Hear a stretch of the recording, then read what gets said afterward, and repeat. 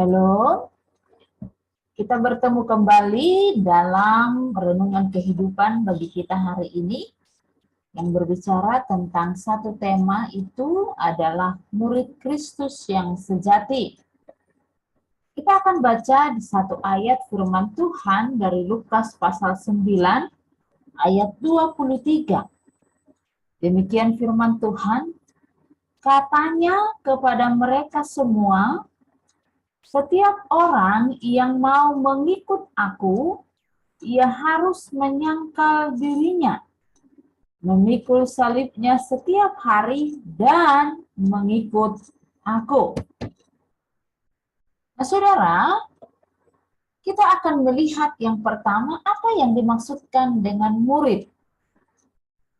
Dalam bahasa Ibrani, murid ini disebut dengan kata limud, artinya murid atau pelajar, atau orang yang belajar, orang yang diajar atau yang dilatih. Kita bisa baca nanti di dalam Yesaya 8 ayat 16. Kata yang terkait dengan kata ini adalah malmat, yang artinya adalah sebuah tongkat penghalau atau kusa yang digunakan untuk melatih ternak dalam Habakuk 3 ayat 31 dan juga Hosea 10 ayat 11.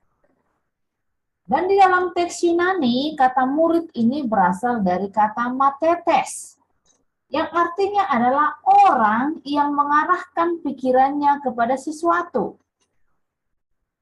Pada zaman PB, kebiasaan mengumpulkan murid masih berlangsung. Itulah sebabnya maka kata limud atau matetes pada umumnya mengacu kepada orang-orang yang menerima ajaran dari orang lain, seperti ajaran Yohanes Pembaptis, Matius 9 ayat 14, Yohanes 1 ayat 35. Ajaran Farisi, Markus 2 ayat 18, Lukas 5 ayat 33. Dan juga ajaran Musa, Yohanes 9 ayat 28. Nah, saudara, jika kita melihat pemakaian kata matetes ini, biasanya itu digunakan untuk menandakan pengikut-pengikut Yesus dalam arti umum. Seperti di dalam Matius 10 ayat 42, Lukas 6 ayat 17, dan juga Yohanes 6 ayat 66. Atau secara khas ini juga menunjuk kepada ke-12 murid. Matius 10 ayat 1 atau Matius 11 ayat 1. Yang meninggalkan segala-galanya untuk mengikut Yesus. Dan jika kita melihat di luar kitab Injil, kata ini juga hanya terdapat dalam Kisah Para Rasul, yang berarti orang-orang percaya atau orang yang mengaku Yesus sebagai Mesias. Dan sampai sekarang orang percaya yang mengikut Yesus disebut juga murid Kristus. Nah, dari pengertian kata murid di atas, ada dua hal yang ditekankan di sini, saudara. Nah, yang pertama itu relasi antara guru dengan murid atau pupil. Di mana di sini berarti menekankan pentingnya ikatan atau persekutuan antara murid dan gurunya yang terus berjalan tanpa ada batas waktu. Nah, yang kedua yang kita bisa melihat di sini, penekanan pada murid itu adalah proses yang dijalani untuk menjadi seorang murid atau disciple. Dalam konsep belajar orang Yunani, seorang murid itu akan mengalami belajar secara yang pertama, secara kognitif atau pengetahuan. Juga seorang murid itu akan mengalami belajar secara afektif, hati nurani. Dan yang ketiga itu belajar secara psikomotorik atau penerapan dari pengembangan pemahaman moral manusia. Nah, oleh sebab itu saudara, seorang murid itu diharapkan itu harus memiliki relasi yang intim dengan sang guru atau bersedia untuk menjalani proses belajar yang terus-menerus hingga mengalami pembentukan, perubahan, dan dapat membentuk orang lain lagi atau memuridkan. Jadi murid murid itu adalah seseorang yang telah selaras dengan cara pandang, selaras dengan kepercayaan, dengan norma, dengan visi, dengan impian, dan juga aspirasi gurunya. Dan kita melihat di dalam firman Tuhan bahwa Yesus menghendaki semua bangsa itu menjadi murid lewat pemberitaan Injil. Matius 28 ayat 19 dikatakan, karena itu pergilah, jadikanlah semua bangsa muridku dan baptislah mereka dalam nama Bapa dan Anak dan Roh Kudus. Ayat ini merupakan perintah amanat yang agung dari pribadi Yesus yang agung kepada murid-murid saat sebelum ia naik ke surga. Dalam perintah tersebut, saudara, sangat jelas bahwa Yesus menghendaki semua bangsa menjadi muridnya. Seorang murid yang tidak sekedar ikut-ikutan, ya, tetapi menjadi seorang murid yang sejati, karena itulah yang diinginkan oleh Yesus bagi semua orang. Jadi Yesus menghendaki bukan hanya seorang yang hanya sekedar ikut-ikutan, tetapi harus menjadi seorang murid yang sejati, yang mau belajar dari Yesus, memiliki visi yang sama seperti yang dikehendaki oleh Yesus, ya, bagi semua orang. Dan menjadi seorang murid Kristus yang sejati itu berarti harus sungguh-sungguh meneladani dan melakukan apa yang telah diajar dan diteladankan oleh gurunya. Dan dari kebenaran firman Tuhan di awal tadi yang kita sudah baca, saudara, bahwa ada 3 syarat menjadi murid Kristus yang sejati. Nah, salah satu yang terpenting untuk dipelajari dan diikuti oleh murid Kristus sejati adalah keteladanan Yesus yang rela melepaskan haknya.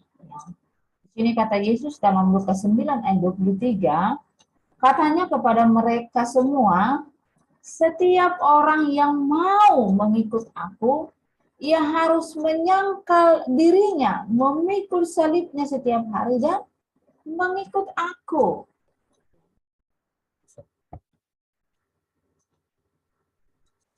Jadi syarat yang pertama yang kita bisa melihat dari teks ini adalah menyangkal diri. Ya. Menyangkal diri dalam terjemahan Yunani itu adalah apornesasto heuton, di mana bentuknya di situ dibuat bentuk imperatif dari kata aporneomai yang artinya membantah atau menyatakan tidak. Jadi menyangkal diri dalam konteks ini, saudara, adalah dengan tegas berkata tidak pada kehendak diri sendiri yang tidak sesuai dengan kehendak Tuhan. Dengan kata lain, menyangkal diri ini artinya adalah melepaskan atau tidak mempergunakan hak-hak yang seharusnya dapat kita gunakan. Tetapi untuk kemuliaan Tuhan kita mampu melepaskan itu. Jadi BIMKH menerjemahkan dengan frasa melupakan kepentingannya sendiri. Jadi alasan kita melepaskan hak atau menyangkal diri kita adalah karena kita mau mengutamakan atau mengedepankan kehendak Allah dan rencana Tuhan. Dan mengesampingkan apa yang menjadi kepentingan kita sendiri demi mengarahkan kehidupan kita pada apa yang menjadi kepentingan kerajaan Allah. Dan ini sebagai wujud kasih kita kepada Tuhan, saudara, yang telah menyelamatkan kita. Jadi orang percaya menyangkal diri atau melepaskan haknya hanya karena Yesus Kristus dan Injilnya. Nah, ini menjadi alasan. Penyangkalan diri ini merupakan bagian penting dalam kehidupan Kristen. Penyangkalan diri bukanlah sesuatu yang gampang, ya saudara. Karena hal ini dapat dilakukan hanya ketika seseorang berketetapan hati untuk mengutamakan Allah di dalam setiap segi kehidupannya. Mengutamakan Allah itu berarti yang pertama mengutamakan kehendak Allah daripada kehendak diri sendiri. Nah, mengutamakan Allah yang kedua berarti juga taat kepada Allah dan firman-Nya tanpa syarat apapun. Juga Artinya ada sikap penundukan diri kepada perintah Allah. Nah, yang ketiga, mengutamakan Allah itu berarti mempunyai hati yang mau hancur dan menderita bagi Tuhan dan sesama. Kisah Rasul 5 ayat 29 mengatakan, tetapi Petrus dan rasul-rasul itu menjawab katanya, kita harus lebih taat kepada Allah daripada kepada manusia. Jadi mengutamakan Allah itu berarti lebih menaati Allah daripada manusia. Syarat yang kedua dari ayat yang kita sudah baca itu, saudara, adalah memikul salib. Kata memikul salib dalam terjemahan Yunani adalah aratoton satauron, stauron. Istilah arato itu dalam bentuk imperatifnya dari kata airo yang berarti mengangkat, meletakkan beban di pundak sendiri, memikul beban yang sudah ada dan membawanya. Salib Kristus itu adalah lambang penderitaan. 1 Petrus 2 ayat 21, juga pasal 4 ayat 13. Salib itu juga merupakan lambang kehinaan. Ibrani 12 ayat 2. Lambang ejekan. Matius 27 ayat 39. Lambang penolakan. 1 Petrus 2 ayat 4. Rela menderita, ditolak, penyangkalan diri. Ya, jadi salib Kristus itu merupakan juga lambang penyangkalan diri. Matius 16 ayat 24, dan juga salib Kristus itu juga merupakan lambang kematian, ya, dan kematian. Jadi memikul salib itu artinya rela menderita, rela ditolak, dihina, diejek, bahkan mati terhadap diri sendiri karena melakukan kehendak Tuhan. Dengan kata lain, saudara, memikul salib itu adalah rela mengangkat atau memikul beban yang tidak enak atau tidak menyenangkan sebagai konsekuensi kita melepaskan hak kita. Kita rela meninggalkan daerah kenyamanan kita dan mulai mengalami penderitaan karena Yesus Kristus dan Injilnya. Jadi jelas bahwa kita rela menderita bukan karena kesalahan atau kebodohan kita, tapi karena kita melakukan kehendak Kristus. Menderita karena Kristus itu adalah sebuah anugerah bagi orang percaya, saudara. Filipi 1:29 dikatakan, sebab kepada kamu dikaruniakan bukan saja untuk percaya kepada Kristus, melainkan juga menderita untuk Dia, dikaruniakan. Jadi kepada kita bukan hanya dikaruniakan dan dianugerahkan, bukan hanya percaya saja kepada Allah, tetapi juga menderita untuk Dia. Roma 8:17 dikatakan, jika kita adalah anak, maka kita juga adalah ahli waris. Maksudnya orang-orang yang berhak menerima janji-janji Allah yang akan menerimanya bersama-sama dengan Kristus, yaitu jika kita menderita bersama-sama dengan Dia, supaya kita juga dipermuliakan bersama-sama dengan Dia. Jadi saudara, bagi orang percaya, dia rela memikul salib ketika dia mengerti panggilan dan rencana Allah bagi hidupnya. Hal ini sangat penting karena pengiringannya kepada Tuhan bukan didasarkan atas emosi belaka saja, tetapi karena dia mengerti tujuan Allah di dalam hidupnya. Paulus mengatakan bahwa dia mempunyai tujuan hidup yang jelas, tidak sembarang saja mengisi kehidupannya. Karena itu dia berusaha melatih dan menguasai tubuhnya, termasuk melepaskan hak yang dimilikinya. Dalam 1 Korintus 9 ayat 26 sampai 27 mengatakan bahwa sebab itu aku tidak berlari tanpa tujuan, dan aku bukan petinju yang sembarangan saja memukul, tapi aku melatih tubuhku dan menguasainya seluruhnya, supaya sesudah memberitakan Injil kepada orang lain, jangan aku ditolak. Dan yang ketiga, saudara, syarat yang ketiga menjadi murid yang sejati adalah mengikut aku. Aku di sini adalah Yesus, jadi mengikut Yesus. Frasa mengikut aku itu ditinjau dari segi bahasa Yunani, Yunani koine, artinya mengikut di sini menggunakan bentuk present tense form yang berbeda dengan menyangkal diri dan memikul salib tadi yang menggunakan bentuk aorist. Ya.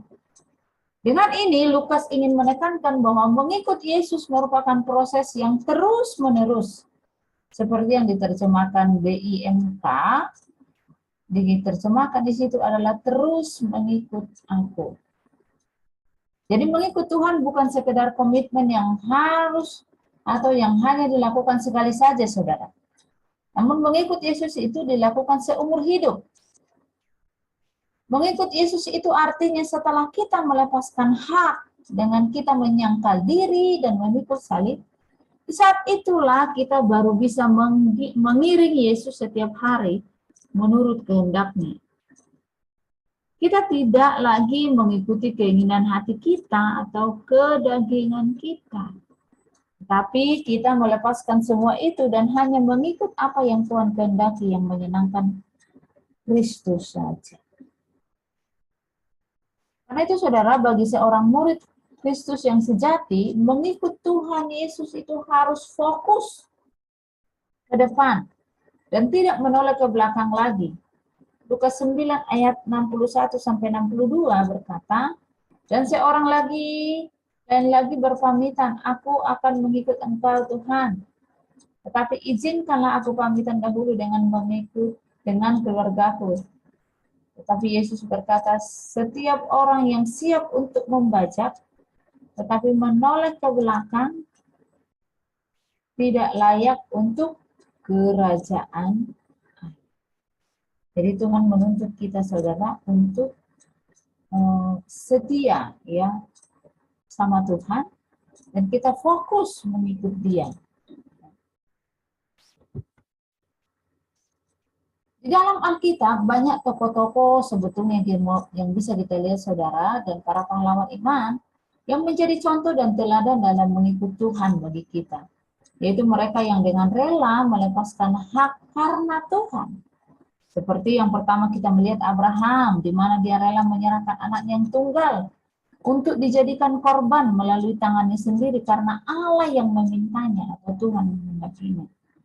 Musa, di mana dia rela meninggalkan keluarga dan kehidupannya yang sudah berjalan dengan baik demi suatu misi dari Allah untuk melepaskan bangsa Israel dari perbudakan Mesir. Yang ketiga adalah Esther, di mana dia rela meninggalkan posisinya yang sudah nyaman sebagai ratu, bahkan rela mengorbankan nyawanya demi menyelamatkan bangsanya yang akan dimusnahkan. Kita melihat lagi ada Paulus, di mana dia rela mengalami banyak penderitaan karena Injil. Bahkan akhirnya kita melihat Paulus itu mati di pancung. Dan yang terakhir kita melihat itu adalah Yesus Kristus, ya. Dia adalah teladan sempurna bagi kita yang telah mengosongkan dirinya dan menjadi sama dengan manusia demi keselamatan saya dan saudara, dan juga keselamatan dunia ini. Karena itu saudara, beberapa hak yang perlu dilepaskan sebagai murid Kristus jika Tuhan menghendakinya, itu yang pertama adalah hak atas nama baik dan reputasi. Kita bisa melihat itu dalam Matius 5 ayat 11 sampai 12. Hak untuk disenangi orang atau rela dibenci karena Kristus. Dalam Matius 10 ayat 22 dikatakan, dan kamu akan dibenci semua orang oleh karena namaku, tetapi orang yang bertahan sampai pada kesudahannya akan selamat. Juga yang ketiga, hak untuk kebebasan dan kesenangan pribadi. Yohanes 6 ayat 38, sebab aku telah turun dari surga bukan untuk melakukan kehendakku, tetapi untuk melakukan kehendak Dia yang telah mengutus aku. Dan juga dalam 2 Timotius 2 ayat 3 sampai 4, di situ dikatakan, ikutlah menderita sebagai seorang prajurit yang baik dari Kristus Yesus. Seorang prajurit yang sedang berjuang tidak memusingkan dirinya dengan soal-soal penghidupannya. supaya dengan demikian ia berkenan kepada komandannya. Yang keempat itulah hak untuk menerima persembahan kasih, misalnya Paulus. Hal ini dia lakukan demi Injil dan guna melatih dan menguasai tubuhnya. 1 Korintus 9 ayat 12 dikatakan, saudara, kalau orang lain mempunyai hak untuk mengharapkan hal itu daripada kamu, bukankah kami mempunyai hak yang lebih besar? Tetapi kami tidak mempergunakan hak itu. Sebaliknya kami menanggung segala sesuatu, supaya jangan kami mengadakan rintangan bagi pemberitaan Injil Kristus. Yang kelima adalah hak untuk diperhatikan, Filipi 2 ayat 3b dan 4. Ya. Yang keenam adalah hak untuk melepaskan kekayaan jika hal itu menjadi penghalang bagi pertumbuhan rohaninya. Nah, saudara, itulah yang menjadi syarat menjadi murid Kristus. Nah, yang terakhir ini adalah apa upah bagi murid Kristus yang sejati. Ada upah yang diberikan kepada seorang murid ketika dia tetap setia mengikut Tuhan, setia dalam mengasihi Tuhan, melayani Tuhan, dan sebagainya. Maka yang pertama upahnya itu adalah menerima hidup yang kekal dan berkat 100 kali lipat, ya. Kita baca di dalam Mazmur di dalam Markus, ya, 10 ayat 28 sampai 30 itu, ya. Kemudian yang kedua, upah yang kedua adalah dihormati Bapa di surga, ya. Dalam Yohanes 12 ayat 26 di situ dikatakan, barang siapa melayani aku, ia harus mengikut aku, dan di mana aku berada, di situ pun pelayanku akan berada. Barang siapa melayani aku, ia akan dihormati Bapa.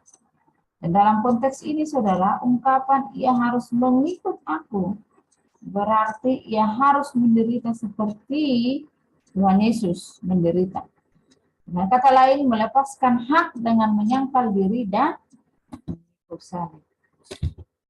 Nah, demikian, saudara, renungan kita pada hari ini. Adalah sungguh renungan ini boleh memotivasi kita, mengingatkan kita, dan juga menjalani seluruh hidup kita menjadi seorang murid yang sejati,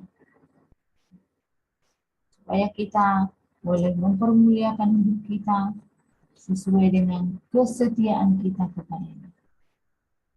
Tuhan Yesus memberkati. Shalom.